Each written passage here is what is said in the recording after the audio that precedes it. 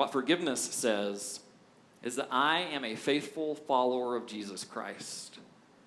And what judgment says is I'm a hypocrite. It's a pretty harsh word, I think, that Jesus uses here in Matthew chapter 7, verse 5. He says, y'all hypocrites. Yeah, he was from Texas, if you didn't know that.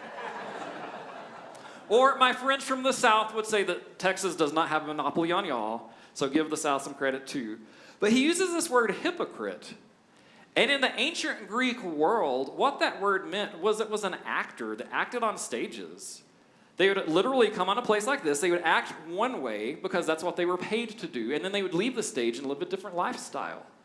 When it was used in a religious context, all too often it meant that those that were morally and religiously counterfeit.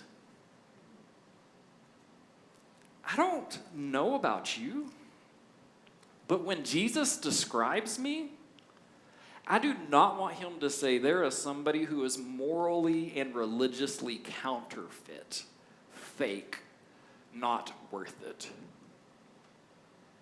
And so Jesus says that when we take that judgment upon ourselves and start putting it upon others, this is what we become. Whew.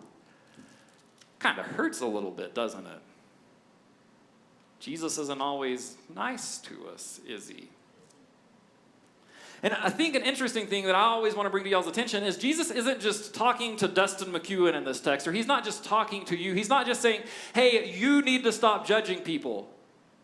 But he's saying that y'all, we as God's people need to stop it. We need to stop judging others.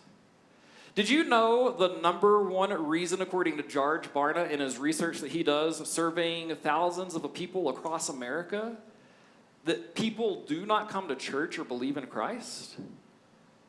It's because the church is judgmental. Because what we love to do as the church is we like to say, man, look at how good looking we are, right? And we're a good looking group of people, right? Y'all don't think you're very good looking today, do you? You are beautiful, made in the image of God, church. You need to own that.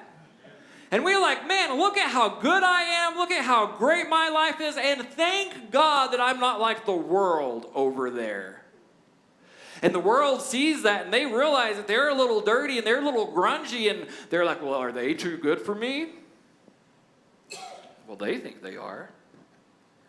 And Jesus is telling us as his church not to judge. And one of my hopes, one of my prayers is that we as a community of God will continue to be people that are non-judgers.